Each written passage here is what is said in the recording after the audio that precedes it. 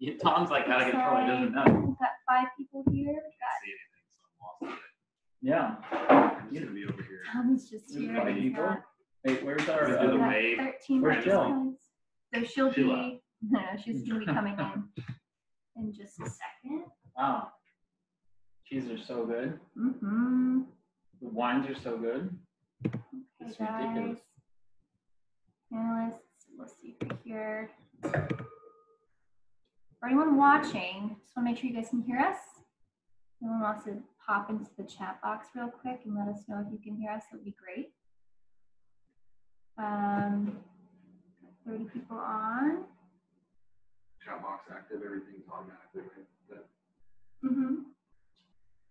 Let's see. Never done a webinar on that. Oh, Jill is logging on. Okay, everyone can hear us.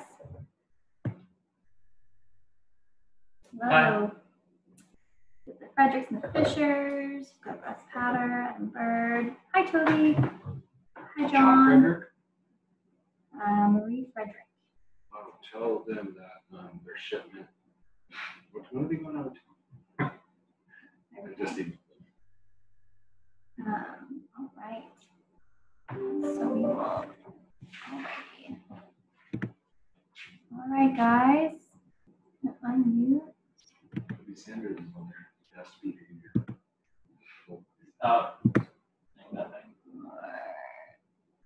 Okay. Jill, I can't hear you. I'm trying to see. Okay. Jill, can you hear us? Yes. Hi. Jill. Alrighty. Alrighty. So we have 37 people on. Jill's hanging out with a couple of cows. How do you stand so still? Jill, how do you get them to stand so still? They're well trained.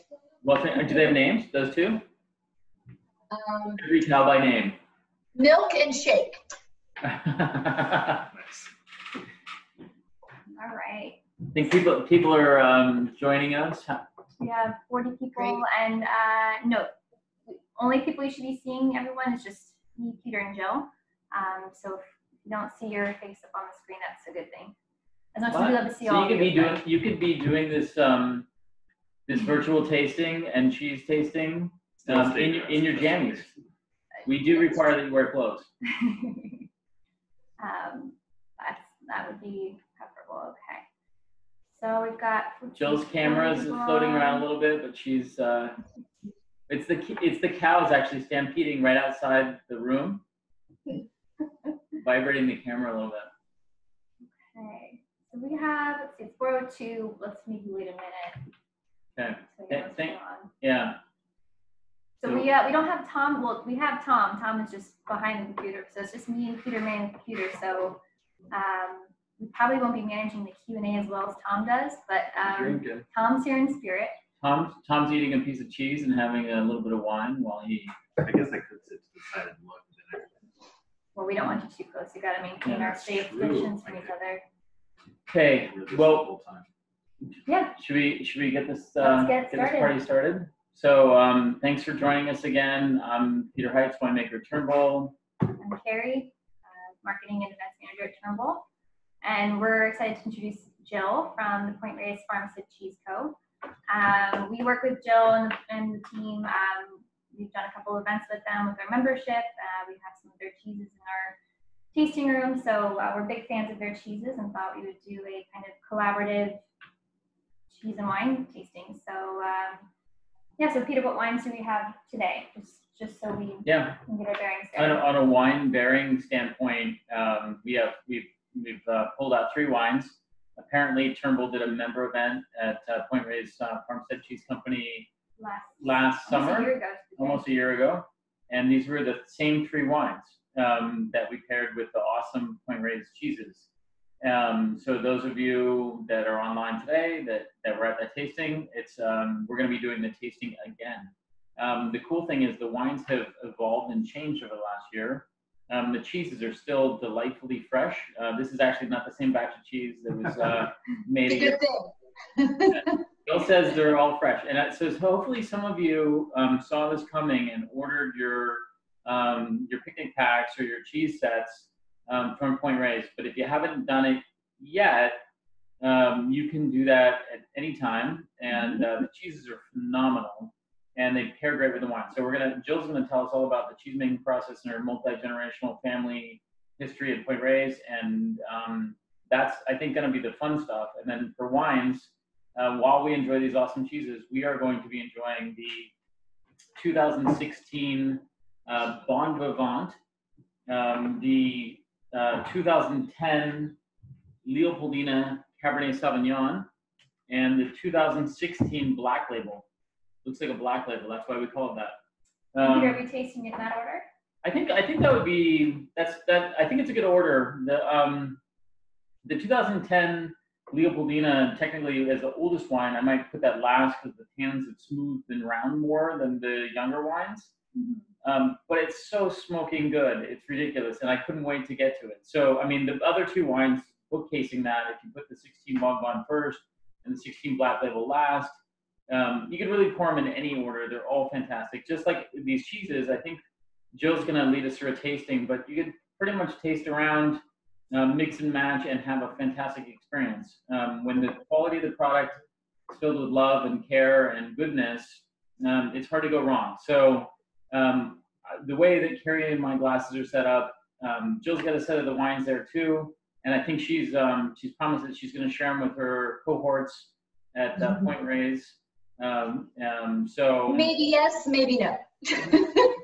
the cheeses that Jill sent us with others, but maybe not.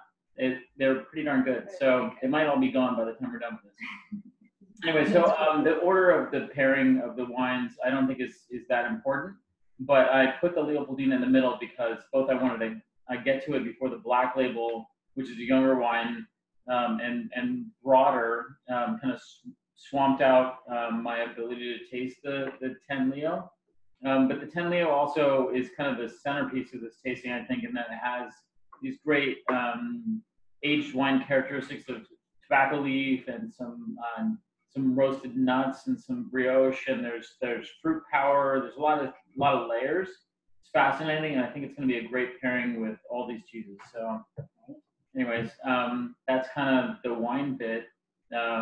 Jill, do you take us on a journey through your family's history? Sure. Well, first I just want to say thank you so much for inviting me to participate today. There's nothing more that I love in the afternoon on a Thursday than drinking fabulous wine and eating it with great cheese. So hey, you took me away from my desk and my backlogged email. So thank you. So a little bit about us.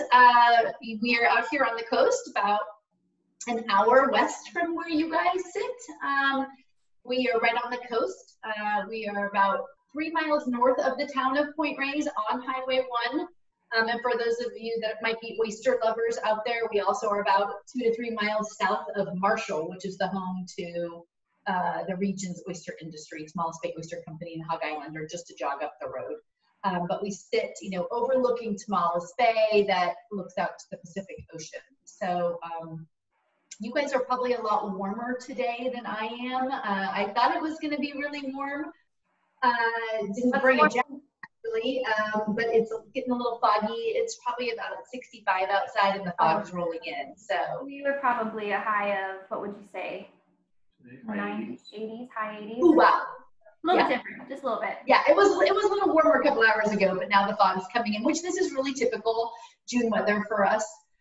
But we get the coastal breezes every night. Our automatic, Mother Nature sponsored air conditioning, and it's a perfect climate for raising animals, raising cows, in order to keep them really comfortable and to produce the best quality milk. So they're lucky. This is the home of the real happy cows, the California, I gotta say. Yeah, well, I'm originally from the East Coast, and growing up, you could see the commercials, happy cows come from California. Yeah.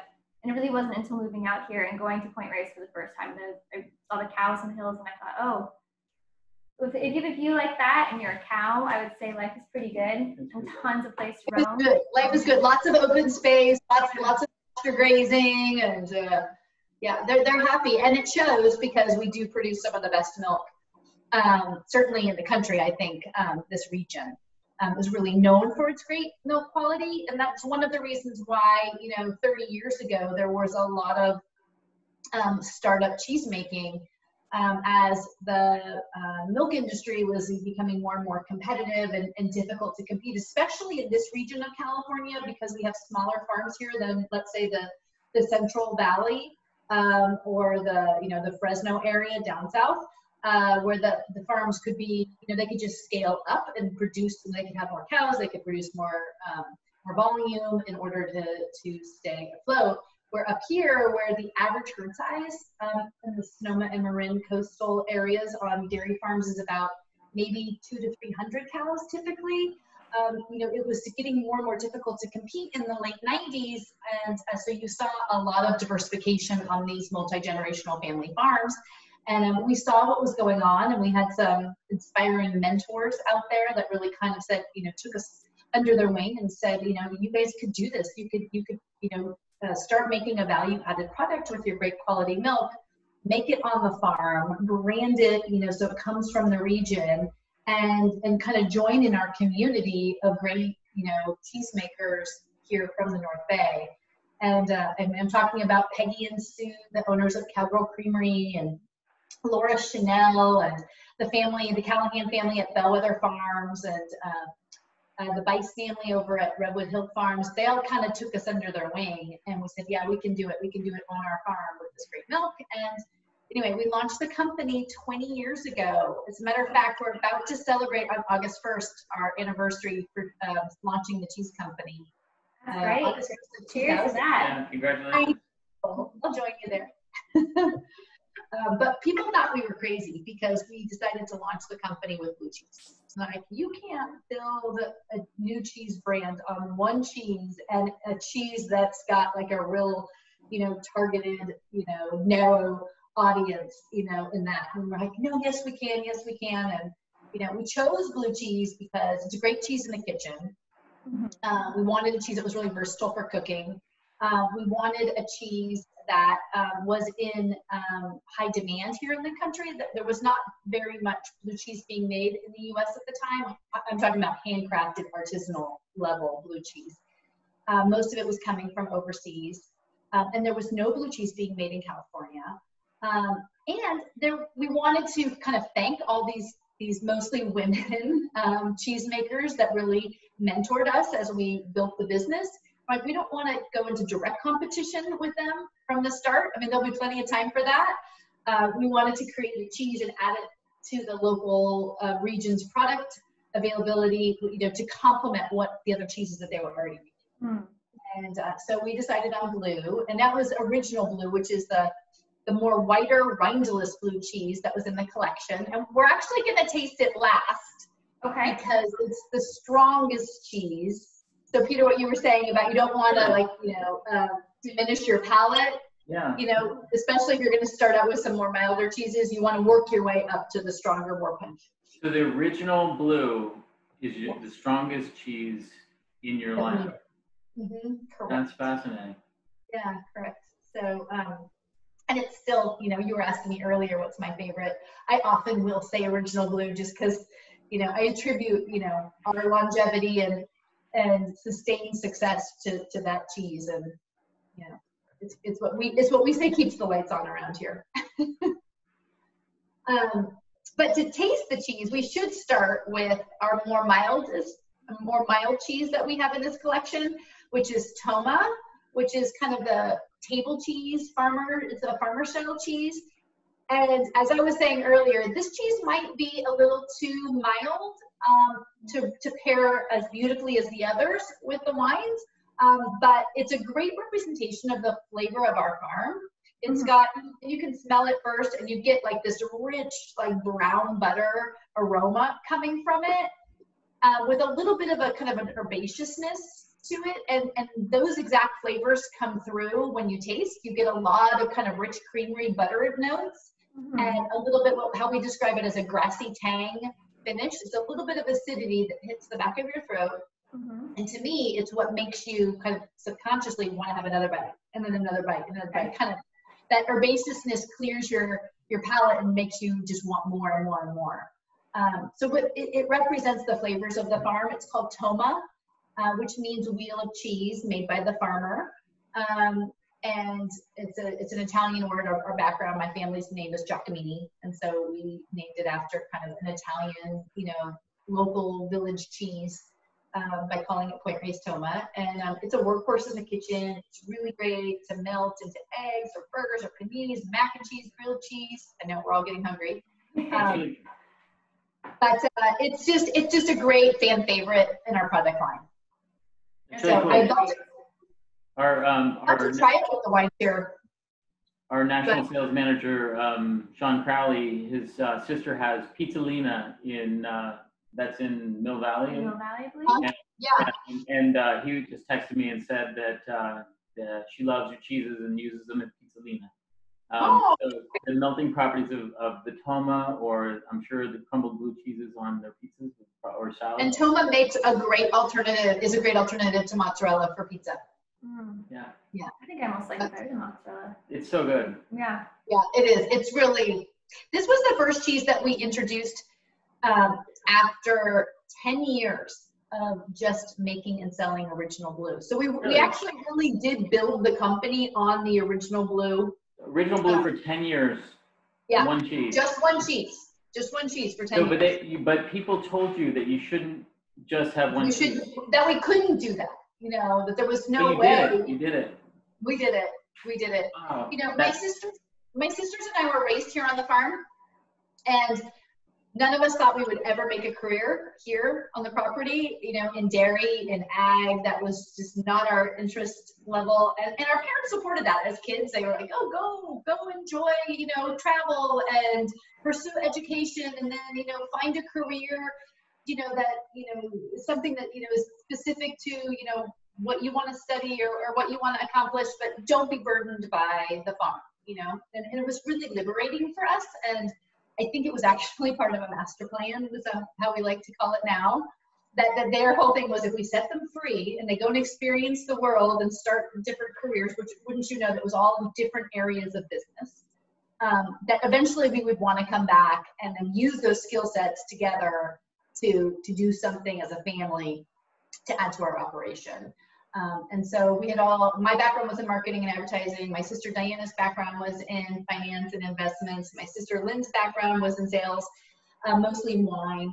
And so we kind of come back to the farm with this kind of different perspectives on how we could build a brand ourselves. And here we are.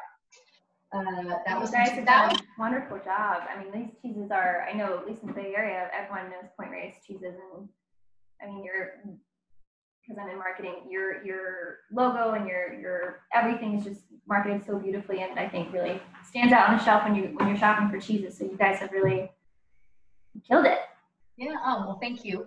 But we had a lot to learn when we came back. So on the dairy side of our business, because we are a farmstead, so we milk about 360 cows here, and we pasture graze them. And right now we're actually out harvesting our silage grass this week.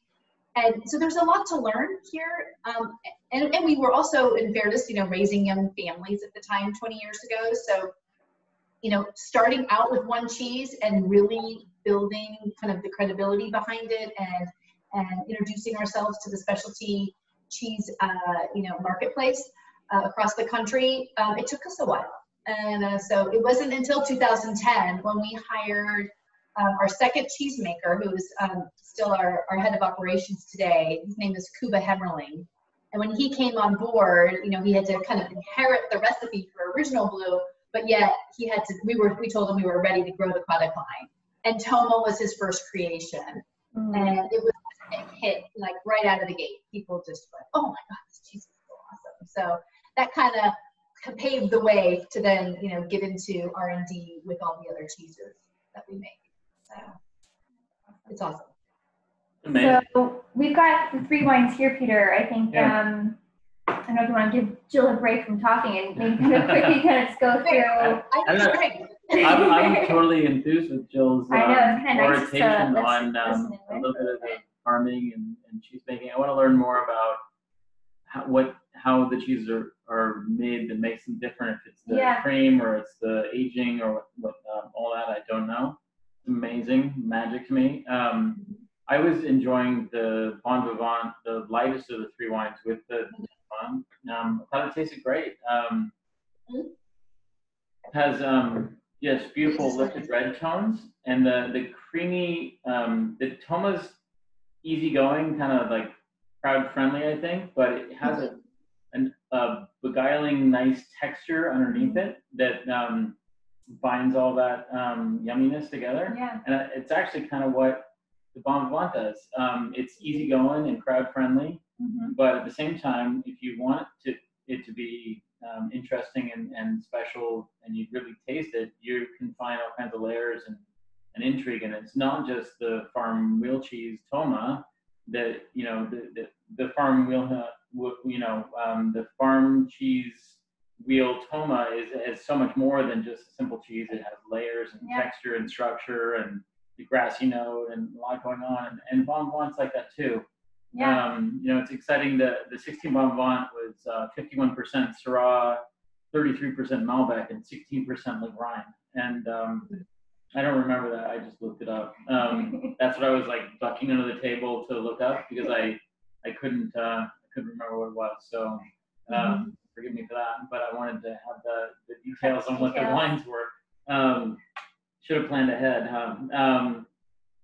But I think the aromatic lift and then really draws you in, just like the Toma. And Joe was expressing like that first bite makes you want to have more. And the Bon Vivant does that same trick of the palate, which I thought it does. Can I just add? Like it's making me salivate. Like I just want to have more. You know, one sip begets another, I guess. Yeah. Yes. So I actually think they're kind of there's a kinship between the farm cheese and the farm wine. Have something together that's special. Yeah, it's great. Where's the vineyard that this comes from? This, Jill, this comes from two different vineyards in Oakville. The predominance of this, 93% of it came from our Leopoldina vineyard, which is up on top of the Oakville Bench. So like about 800 feet in elevation on the east side of the Napa Valley. So it's a red volcanic clay, and it gets a copious amount of afternoon sun. So it's a pretty ripe and rich site, but those red volcanic soils, they're red because they're rusting. They have a high iron content. It's old, 5 million year old lava that's degrading. And so that maintains a lot of acidity. So that fresh, natural, just like I'm sure in your cheese processing, it's all about the cream that you start with, what the cows graze on, the season, and then your cheesemaker's job is to highlight the best attributes of that and make different products out of it, but not change the basic nature of the cream that you work with. And so that's my role here, is to take the produce from our awesome vineyards and try to just show what it does. Instead of having like I imagine in cheese making, you have seasons of the type of cream that you get out of different seasons of grass and feed across that coastal plain. That the seasons can be harsh in the winter and beautiful in the summer, or foggy or cold. You have a lot of variances. We have variances year after year.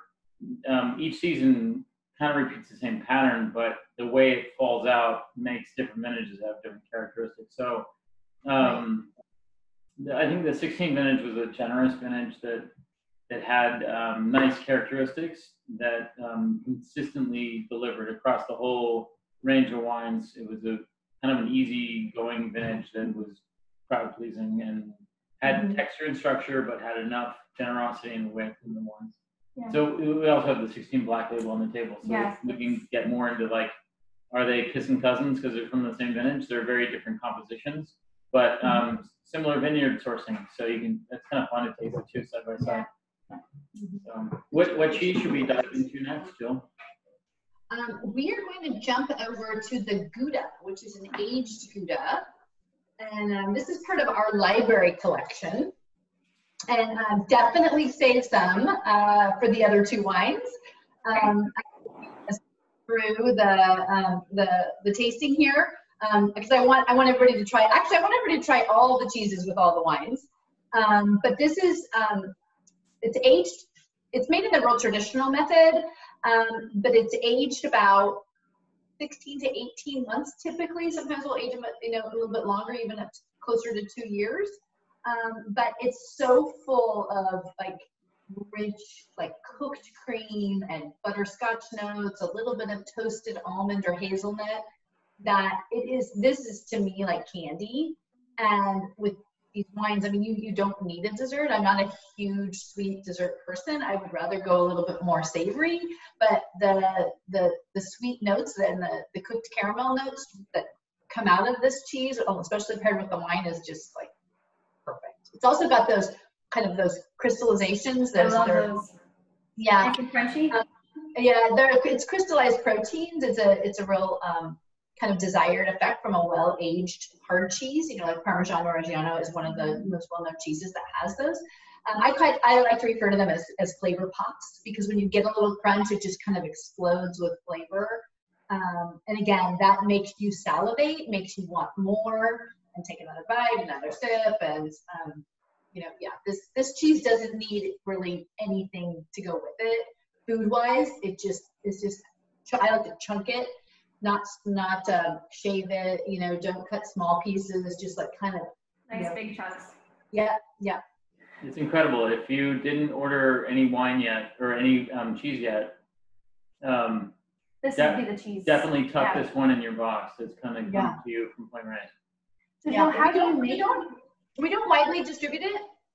It's actually a cheese, like I said, we call it part of our library collection, and it's because it takes so long in aging to get to the desired flavor profile and texture that we want. And unlike some of the traditional Dutch Goudas, or Goudas, the proper name, it still has a creaminess to it, so kind of reminiscent almost of Toma. That it doesn't get too sharp. Or some really aged Goudas, well-aged Goudas, while they still have a lot of the sweetness, they can get kind of sharp a little bit in the back of your throat. And I think that can contrast with wines to a negative degree.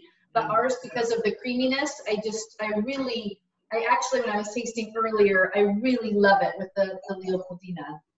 I've actually gotten a couple comments in the comment section saying that the 10 Leo is the standing ovation with this cheese. Yeah, and the nutty. Okay, well, great, because that was my opinion too. Yeah. It's interesting. I mean, our household is a fan of the aged Gouda, and when we can't find yours, we might have one that's from Denmark or Europe, and the length of aging affects how much of the crystallization occurs. Is that? Yes, it does. It also really affects the moisture content, and so it will tend to, the harder that it gets, the less more moisture that is extracted from the wheel before it's enjoyed. It can get really sharp. We think yours is perfect. Oh, thanks. It's really awesome. I wish we had world best. We're just starting to. We've been making it for several years, but we are just starting to distribute it outside of California. So there's a lot of people out there that are just trying it for the first time and they're just like flipping out over it. So we're getting a really good response. Do you have a cheese club or like some sort of deal where you can buy cheese? You can buy all of our cheeses from our website, and we will work with you to kind of create like a cheese annuity program for it. But we don't have a club per se because we can't just ship it. I know you don't want wine to sit on someone's front doorstep, but at least if the weather is agreeable, it's okay. Yeah. Where cheese cannot, once it's received, it needs to go into refrigeration. And we had a couple disasters with our first club, and we said forget it. We're not sending cheese unless people are fully aware that it's about to arrive on their doorstep. Yeah, that's cool. Yeah, but we do ship everywhere, and given what's going on right now and the pandemic and everything, we've seen our direct-to-consumer website sales just skyrocket. So it's been a nice vote of confidence. People want to have really good cheese even when they're sheltering in place, and maybe that makes sheltering in place all the more enjoyable, especially when they've got good wine. Absolutely. Well deserved. I mean, I think that it's really impressive the quality of the product that you make. Oh, thank you. It really shows the love that you put into it. Yeah, we're really proud of this cheese specifically. Actually, we're proud of all our cheeses. So if you want to move on, we can get into the 2 blue cheeses. And I should mention, this is the Taste of Point Reyes collection, available on our website. You can buy all of our individual cheeses if you know exactly what you want, or if you want to just mix and match and try a couple of different cheeses in at once, you can go to our gift pack page, and there's all sorts of collections there. And this is the Taste of Point Reyes. It also comes with some local Marin County honey from Bonnie B. And like I said before, honey is a really great bridge. If a cheese is a little too strong, or you're having a hard time finding the right partner with a beverage or the type of wine, you can just drizzle a little honey and it can suddenly just make everything sing. So this is a great little local supplier of honey in Marin County. But Bay Blue is kind of our version of Stilton. So it's got a beautiful kind of rustic rind or natural crust on the outside. And that's how for those of you that maybe have unwrapped your cheeses, the Bay Blue has the natural rind, and the paste is a little bit more yellow, golden in color, where Original Blue is a rindless blue cheese, and it's much, the paste is much whiter, and the veining is a little bit brighter. Where with Bay Blue, you've got a little bit more kind of pocketed blue mold, and it's a little bit deeper in color, not as bright.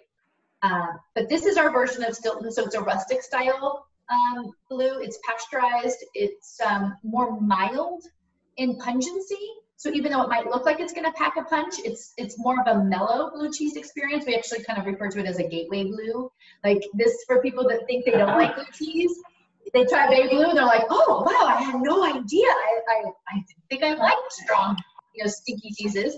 They try the Bay Blue and then they go, oh, now I'm ready to try Original Blue, and keep going. They become blue cheese connoisseurs after the Bay Blue kind of drew them in. Anyway, go ahead. I'm curious, the rind and the color of the paste you said, is that from a cheese making process or from an aging length, or how does that? All of the above. So what these 2 cheeses have in common, of course, it's the milk. And it's also got the same strain of blue mold bacteria, the Penicillium roqueforti. Okay. And they both, of course, have salt in them. But everything else about these cheeses is different in terms of the additional ingredients, which would be your starter cultures, and your rennet, which is the coagulant. That's the agent that separates the liquids from the solids, or the whey from the curds. And so in Bay Blue's instance, the enzyme or the rennet is traditional, which means that it is animal based. And so that's also why with Bay Blue, you get this kind of this meatiness to it. You get a lot of rich umami flavors. It kind of starts out kind of earthy and umami, and like you want to chew on it. You want to like work it around your palate. Get the flavor throughout, and then as you do that, it turns into kind of brioche, a little bit of sourdough. There's like this mellowness of the blue mold bacteria, the blue mold flavor. But then this is what is the killer about this cheese is it's so complex. The finish is sweet, and we describe it as salted caramel. So it's kind of this savory to sweet experience. And together with the kind of fudgy, dense texture, it's just been a huge win for us to our product line. A lot of folks were like, "Why are you coming up with another blue cheese? You're just going to cannibalize." Do you just have the 2 blue cheeses? Yeah, we just have the 2, and we wanted a second blue that was a little bit more of an entry-level blue, that was a little bit more mellow for folks that say, "Oh, I don't do blue cheese," and they would walk away from our product line. But so Bay Blue has been a huge hit. It's so wine friendly. And a lot of it is because of the complexity of these layers of flavor that you experience, that you can always find a wine that really, really matches well with it. And this cheese, I think, goes with all 3 beautifully. Mm-hmm. It's so good. I mean, I like stinky cheeses, but I think, as you said, it's kind of, the way I think of it is, we have a lot of people that come to the winery that don't like red wine. Or don't like white wine. And we make a Sauvignon Blanc, and it's like, why do they come to wineries? I don't understand. They might have a different expectation when they walk in. They're looking for a rosé only, or something else that we maybe don't make. But I feel like there's always going to be a wine, there will always be a cheese that can be the gateway, wine or cheese, to an entire world that you didn't even know was there. So like our bon vivant people who come in and like, oh, I don't like red wine. Just try the bon vivant. They like it, and I like it. Or if they don't like white wine, but they try the Sauvignon Blanc that we have, it's people like it. So there's a gateway product for everything, I guess. Yeah. Yeah, no, this cheese has been a real, it's been a real proof to, you know, our cheese community too, that, you know, when Gouda came on board, he inherited the recipe for Original Blue. He actually said in the process of learning this recipe that, you know, and he did refine it a bit, but, you know, it already had a fan base, so we couldn't have him change it very much. And he actually said, I'm never going to make another blue. You know, it was like I'm done with that. I'm going to get into these more harder style or mild cheeses, these farmer cheeses, and the Gouda. And anyway, all of a sudden he came to us one day and he goes, hey, I made this batch with some extra milk of a different type of blue cheese, and we were blown away. This is like 2 years after he started. And he came on Bay Blue, and we said, really, we always wanted a second blue. We've been telling you that, but you weren't that crazy about, you know, getting into R&D with it. And he goes, you know, I wanted to prove to myself that I could make my own stamp on a blue cheese here. You know, that I could create my own recipe that would appeal to people that don't even know they like blue. And it was just, it kind of really resonated with us. And you know, we did very little refinement to this cheese, this recipe, but yet it still took us about 2 years to bring it to market. Because we couldn't hold the shelf life with it, which is kind of one of the, you know, big, you know, obstacles with coming up with a new cheese recipe. It's not about just creating a cheese that tastes good on a certain day at a certain point.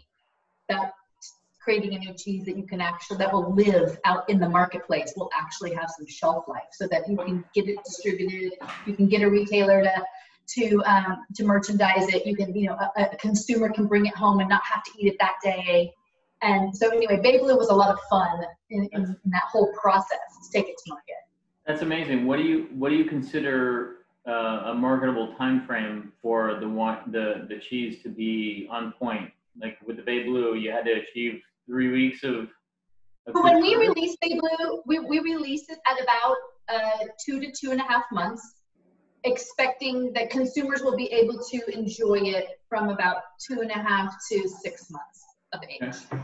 So I prefer it a little bit younger. I think it's a little bit sweeter and more mild, where, you know, it is really good at 5 to 6 month range, but then it starts to kind of like topple over the perishability line. But it's definitely stronger the longer it ages. And the Bay Blue has a similar timeline? That is Bay Blue, yeah. Oh. That was the Bay Blue timeline, yeah. And the original? The original we released around about the same age, about 3 months of age we'll release it. And this cheese, depending upon how it's packaged, it can last quite a bit longer because it's already a full flavored strong cheese. And if it grows a little bit of exterior surface mold on your wedge, you can just scrape it off. And if it gets a little too strong, and then it actually is perfect to just crumble into, you know, a pasta, melt it into a risotto, you know, throw it on a burger or a steak, and it kind of becomes a workhorse in the kitchen because a little bit can go a long way and add a lot of flavor. I don't think cheese lasts longer than a few days in our house.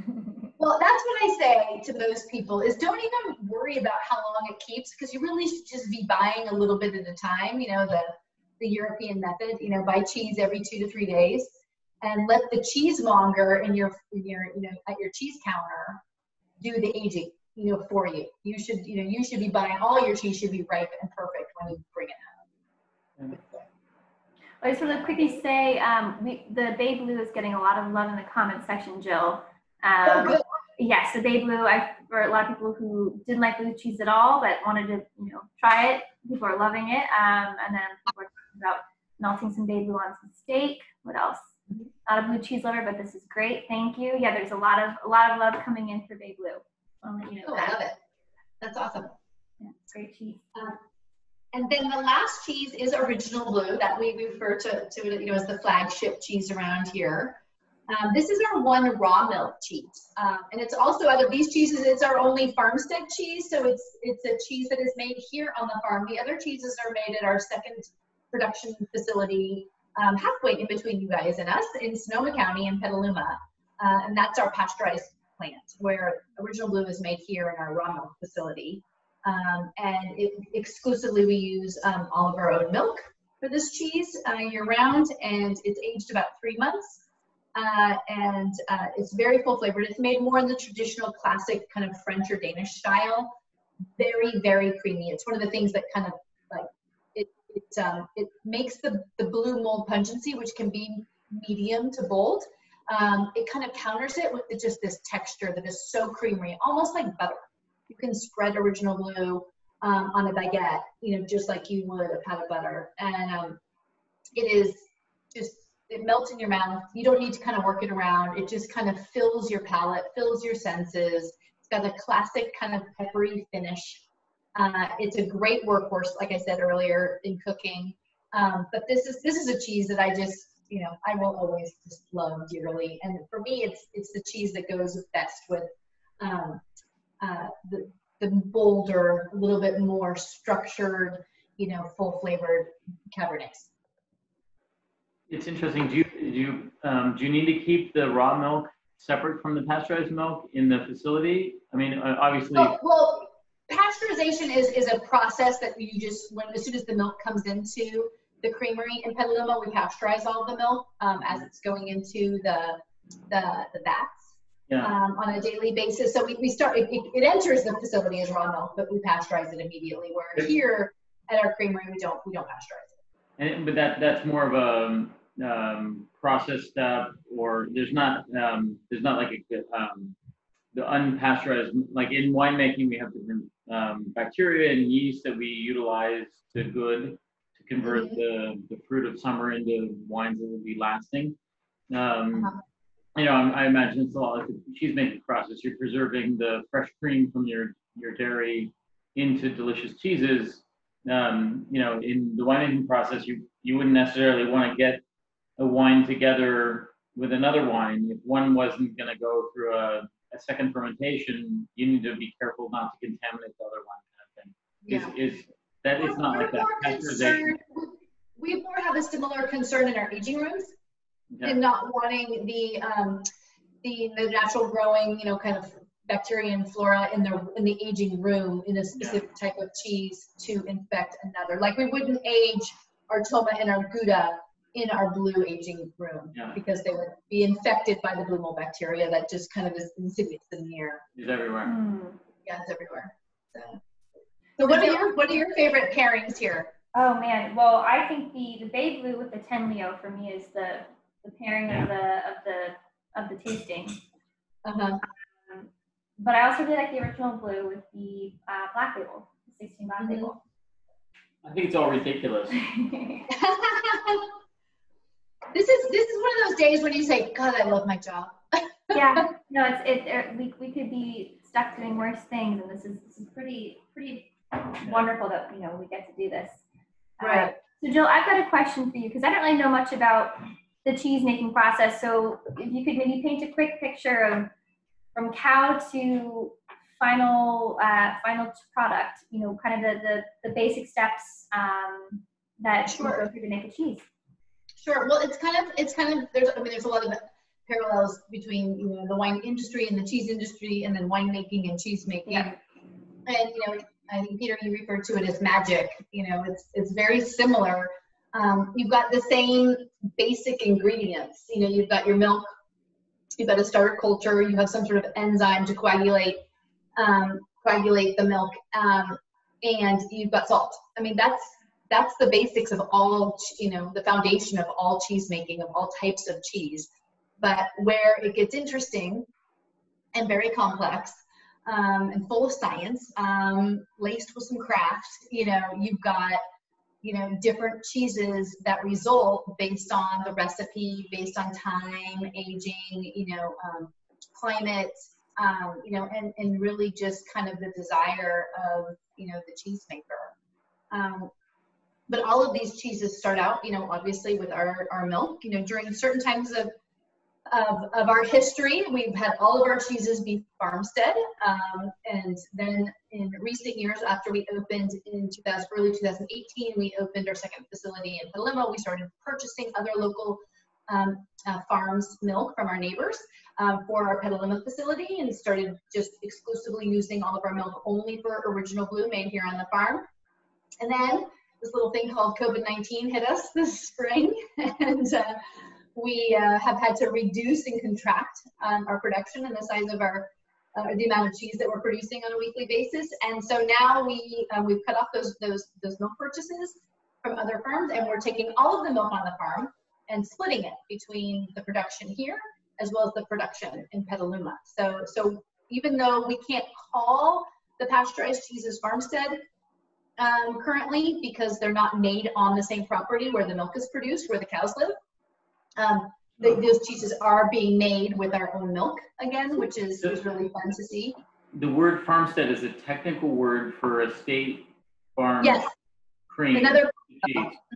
Yep, exactly. Turnbull has 4 estate vineyards. They're not contiguous, and only one of the vineyards has the winery on it. We're able to call all the production we're 100% estate from our own vineyards that we farm with our own hands. But even though the winery site is not on all of them, we can call all of it estate. It would be like if you had, 4 different dairies and one cheese facility, everything could be Farmstead.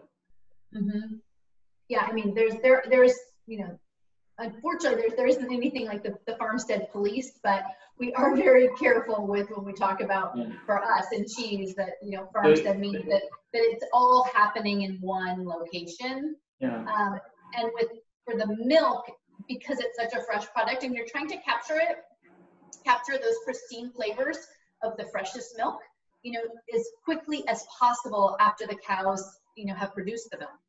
So, you want to really leverage having everything happen at one location, because you can really increase the speed with which you capture those flavors. So Original Blue, we're typically making cheese. The milk from the animals is going into cheese production typically less than 12 hours later, where obviously when we have trucking, and cooling and refrigeration and all of that, it's a little bit longer.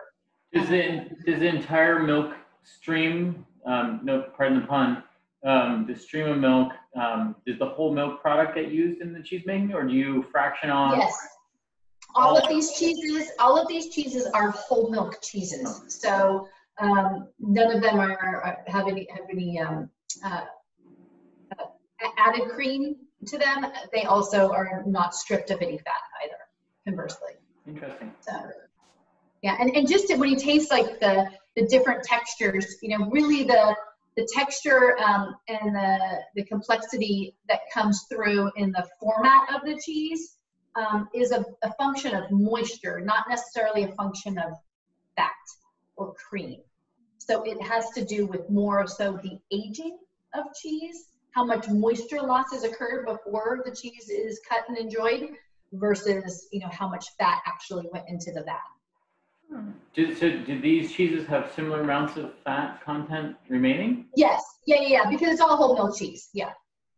Incredible. So, yeah, we don't make double creme or triple creme cheeses, but we're actually working on a new cheese right now that will knock your socks off. I'm going to give a little tease here, yes. And it's totally different from the cheeses on the board right now. It's a soft ripened gloomy rind cheese. And it also is a whole milk cheese, but it presents almost like a double creme, because you slice the top of it off and then you spoon into it. It's really spreadable and unctuous. It's got this velvety, silky texture, and it'll be awesome with the wine pairing. So it'll be a reason for us to get together. Yes. When is that releasing, or we actually have some R&D batches of it that are coming out in about 2 weeks. And the cheese itself is best at we're going to be releasing it in about 35 to 45 days. And then it'll have about another 6 to 8 week shelf life on it. out in the marketplace. But we're hoping to have a full-blown launch of this product by the end of the summer. And what's it going to be called? Well, I knew you were going to ask that. That's so funny. It doesn't have a name yet. Otherwise, I would be, screaming it from the rooftops. But Well, codename Jill. well, it does have a code name. The code name is Project X. Oh, I So like it. Project X. If any of the viewers want to call our 800 number in about 2 weeks' time and ask for some Project X, Really? we will sell it. We will sell you a wheel and ship it to you. So you can be on the inside of How this big is product. how big is a wheel of Project X? Oh, it's small. It's 9 ounces. It's a Oh, single. perfect. It's a single sitting cheese. You like 1 or 2 friends. It's about about 4.5 inches or so in diameter, and it has spruce bark wrapped around the beautiful. exterior. And like I said, you serve it at room temperature, and you slice the whole top of it off, and then you just dip in with a spoon. You had me until you said 1 or 2 of my friends. Well, It's just a that's up one-man to you. job. I won't tell if you enjoy it by yourself. Perfect. Okay, well, so you heard it here first, everyone. Call You me did. Project You X. did.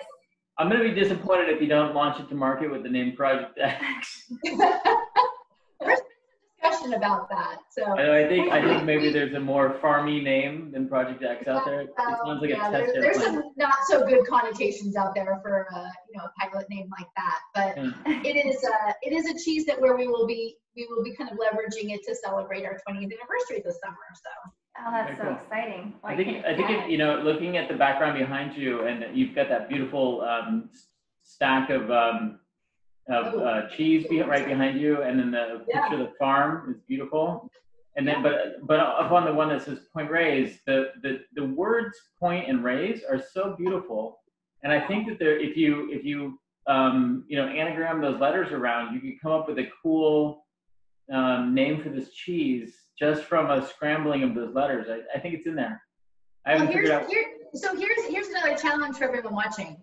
Because we haven't finalized the name yet, if anyone wants to submit an idea, and if your idea is chosen, you get an automatic year supply of this new awesome cheese. Oh. So, Wait, a year supply. Jill, you do realize that's a lot of cheese. well, it depends on who you are and how much you like it, but you're right. Oh. Wow. Okay, I'm gonna work You on heard that. it here first. You heard it here first. Okay, well, I'm not going to be sleeping tonight. Yeah, we're gonna be thinking about that. I'm a cheese and a sweet driven person, so you give me this task. We had a team meeting today, and cupcakes were the end product from the whole Carrie time. didn't pay attention at all. She was looking at the whole team, and she was picturing cupcakes. Like I think my head looked like a cupcake, probably. Yeah, so just tell me that you need something that results in me getting a life, or not a lifetime, but a year's worth of cheese, and I'm on it. So You're right there. You're on it. Yeah. Well, speaking of sweets, I know just to kind of bring it back to here, the 2 Blues, and specifically Original Blue, a great other kind of bridge partner with wines, especially when you've got a really full flavored Cabernet at the end of the night. You want to finish it. You want to bring out a little cheese. Is to marry it with a little bit of dark chocolate. Is really that's a great trio. Blue cheese and chocolate? Yes, fantastic.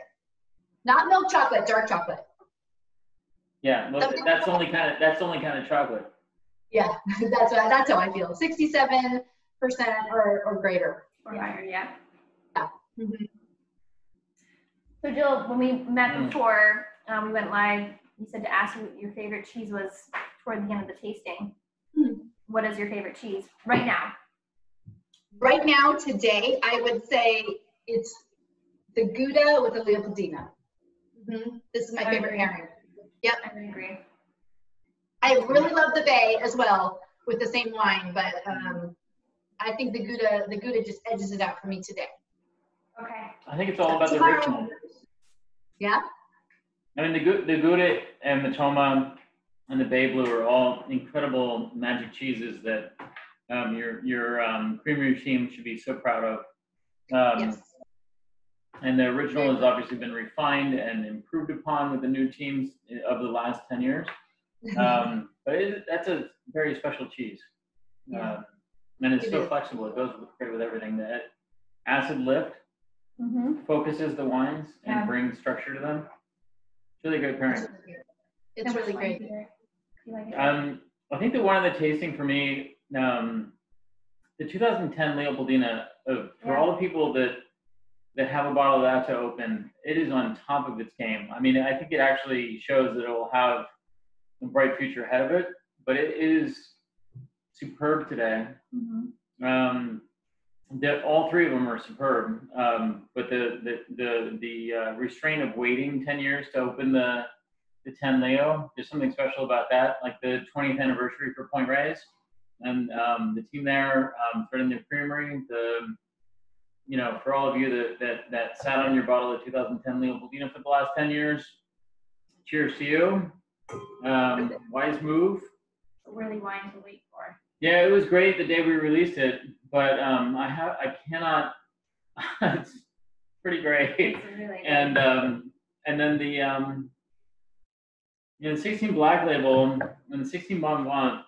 I think we toyed with it a little bit earlier in the tasting, but they're from the same vintage, so they saw the same weather patterns. The Bon Vivant, 93% from Leopoldina. The Black Label, 83% from Leopoldina. So they're Leopoldina dominated with a little bit of the Fortuna vineyard. Jill, that's a vineyard that's on the base of the hill. So we've got one vineyard up on top of this plateau, and then over millions of years, soils have slid off, and at the bottom of the hill we have another vineyard. And so both these wines are a combination of those two vineyard sites. The middle glass, the Leopoldina Cab, that's 100% from Leopoldina, but the 16 vintage I think comes through in the aromas of the Bon Vivant and the aromas of the Black Label. There's a cup of berry fruit that's generous and wide, but also fluffing. So it has a very efficient delivery of red, blue, and black fruit aromatics that are pretty engaging. Much like all these cheeses, once you have a bite, you can't stop. I told myself I was only gonna have 4 pieces of cheese, and I couldn't stop. It's that good. And the wines are just like that. But I think that the aromatics in the two wines are having a very different composition. You can really see the aromatic profile or principle of the vintage.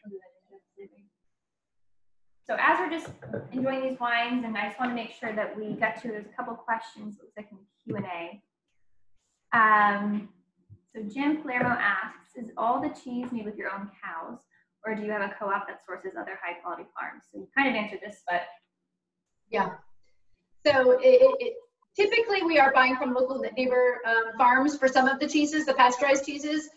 Currently right now, all the cheeses we are using our own milk made here on our dairy. And then Dean, sorry about horrible eyesight. Enmoen asks if the cheeses can ship to Canada. No, I am sorry, we do not export through FedEx to Canada. We do sell our cheeses in different parts of Canada. I don't know where she's from, but if she wants to give us a call or send us an email, we can give her some retailers, both in the East Coast as well as in BC, that sell our cheese locally at retail. And then but we do ship everywhere in the U.S. Now let's see what's going down our comments. Let's see. We had just a lot of people loving on the blue cheese. A lot of people, the blue cheese has been a hit. Yeah, it's really, before we joined everybody live, Carrie and I and Jill chatted for a couple minutes ahead of time to make sure all our technical details were lined up. And I was trying to wrap my head around the tasting. I wasn't at last summer's member event, so I hadn't tasted the wines with the cheeses. And my go-to move wouldn't have been to pair red wine with blue cheese. It just did, to me, it's like, I think I mentioned to Jill, it's like I'm picturing cigars and port and blue cheese, and it's rich and opulence, and I have to say the pairing is out of control. It's super on point. Jill's cheese is balanced and nuanced. It has brightness and focus, but also a generosity of width that's a little bit restrained in a great way. And it pairs great with the wines. I like blue cheese already, but I like it with red wine.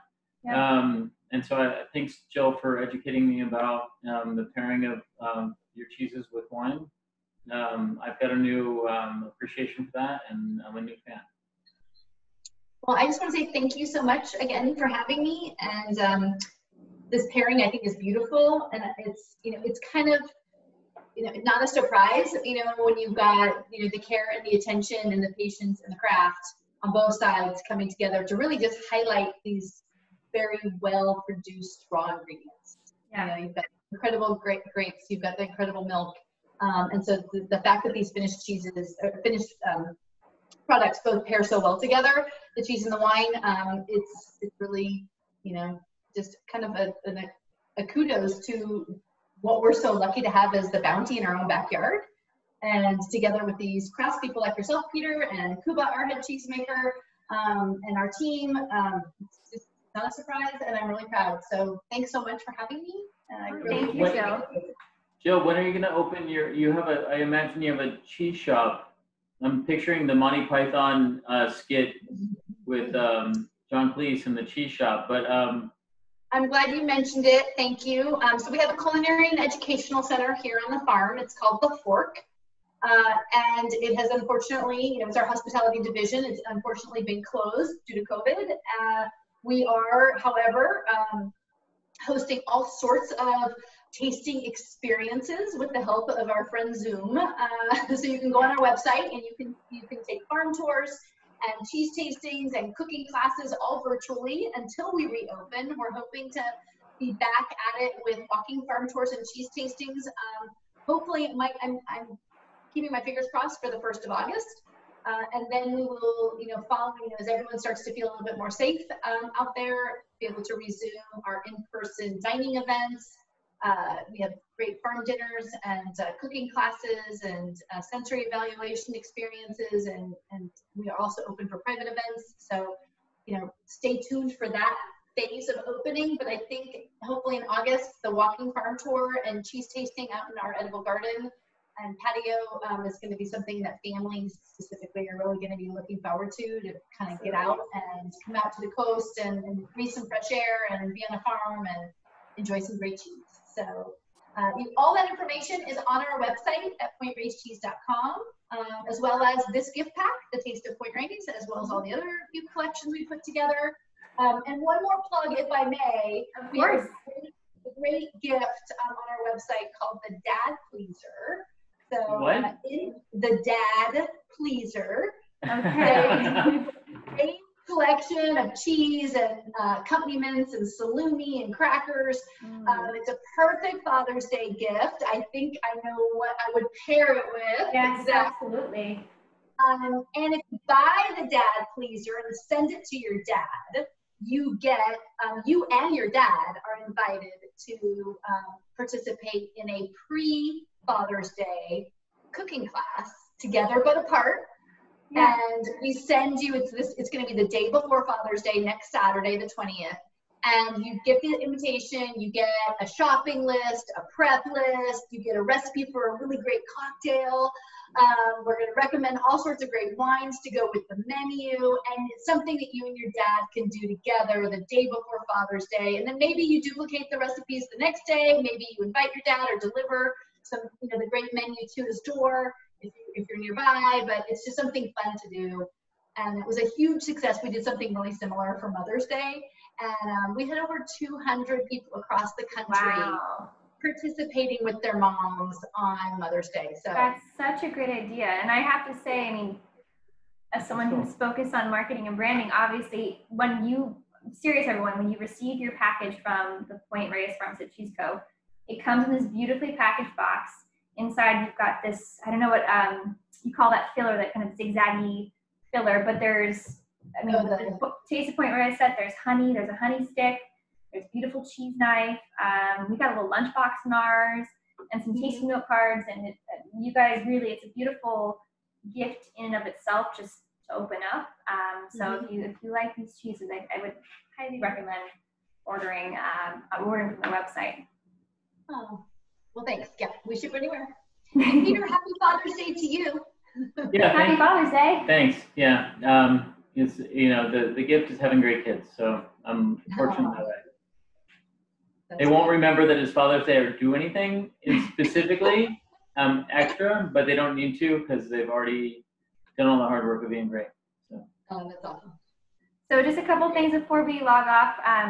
Jill, we usually just do a couple announcements. Just want to remind everyone our next live tasting is on the 25th. So not next Thursday, but the Thursday afterwards. And we're tasting our white label Sauvignon Blanc. This is a Sauvignon Blanc that's a members only wine. This is really cool French barrel aged, I think 2 French barrels this last vintage, unfiltered, surly, beautiful, magical unicorn wine that we only made 40 cases this year, and I think we have 6 cases have remaining. 6 cases remaining. It's kind of incredible, actually. I to write the notes for the 19 vintage, I pulled a bottle of the 19, and I pulled a bottle of the 17, one of the few remaining. Because Carrie had sent me the note that we'd written on the 17. The 17 sold out so fast, we never rolled out the tasting note. And so the tasting note was like magic unicorns fly out of your earballs. It's like ridiculous. And I thought there's no way. And when I tasted the 19, I was like, wow, that's kind of crazy. It works. And I actually had the open bottles of the 17 and 19 white label Sauvignon Blanc in my little dorm room fridge in the office here. And I pulled them. I didn't gas the bottles or anything. I just chucked them in the fridge. And they hung out in there for a week. I finally remembered that they were in there. And they were totally spot on a week later, like half full for a week. And they didn't move a nudge. So we've been getting a lot of questions about how well that wine ages. Apparently ages very, very well. I was surprised myself. The 17's magic. If you have one of those, we're going to be tasting the 17 and 19. I'm going to open the second and last bottle of the 17 for the tasting, and then we're going to open a 19. They're super good wines, and they'd actually go great with these cheeses. So if you miss the cheeses for today's tasting, you have 2 weeks to reload selection because it's going to go great with this. These two Sauvignon Blancs. Yeah, the Bay Blue. All of them. Yeah. But I mean, I was just get Project X too. It's 2 weeks out. I think Jill said. I was just gonna say, you guys are getting a little package for me in time for that with the new release of the secret cheese. Yeah. Oh, well, maybe you can try some Project. Actually, Jill, I meant to say there were 2 suggestions. On Point would be On Point, and then I don't know if I can say this in camera, but Better Than Sex was the other suggestion. I think may have crossed our list time or two. Okay. Good. I'm glad that idea was floated by. So that's on the 25th, and if you have some of the cheeses, don't eat them now, but buy some more so you can taste along with us for the tasting in 2 weeks. And other than that, I just want to let everyone know we are open. It's a little bit different than it was before. You need to book your appointment with us ahead of time, just so we know we can plan spacing wise and for safety matters. Space people apart. But if you call us or book us tasting online, we are open. We do have we ask that you wear a mask when you come in. It's a state and county guideline that all wineries, all restaurants are abiding by in order to kind of make sure we're all keeping each other safe because we want to stay open. We don't have to close again. It's really beautiful here right now, and I'm sure it's beautiful in Point Reyes. So if you have the opportunity to come up, whether you're coming from the city or if you're gonna brave the travel from wherever you live across the country, it's beautiful right now. So things are slowly opening back up, but we're happy to see everyone back on the property once again. We want to thank everyone for their support through this. It's been a weird 2.5 months, almost 3 months really. Yeah. And everyone's been really, really supportive of us, so we want to thank you that. And then we had one more question, Peter. What is the highest score for this? Oh, the highest score on Target Alpha? Let's look. Let's see. We got the highest score sheet here. Let's see. I love it. There's the high score list, and you can see right there. Target Alpha, the center column. I've got 3 different machines. They rotate a little bit. Target Alpha is 161,000. That would be me. Oh, that's you. He's put 400 hours into this. Oh my gosh. Yeah. Second place. Shout out to our ex-teammate Burrows, 124,000. And then let's see, we've got our consulting winemaker David DeSanti in 3rd place with 86,000. My son Elijah, 74. Let's see, where we got Katie, one of our team members. She comes in about 10th place at 71,000. Wow. Megan, our club manager, 57,000. Toby, our GM, 57,000 All also. play way too much. I've never played. I've never played it. Yeah, and that's the whole team. Sheena, one of our tasting room staff people, that's awesome. 36,000. She's on the list, but she's gonna improve now that she's got some more time to play. So yeah, the machine's fun if you guys come out. When you come back to Turnbull and we open back up, we haven't figured out how to sanitize the buttons yet. So it's not open to play right now, but gonna be. All right. Well, thank you everyone for joining. Jill, thank you so much for joining us. Thank you. I learned so much, and I think amazing. We've got a lot of if you weren't already a fan, a lot of new fans of your cheeses. So thank you so much, and yeah, I guess we'll see everyone very soon. Okay. Thank you, Jill. Thank you, everybody, for watching.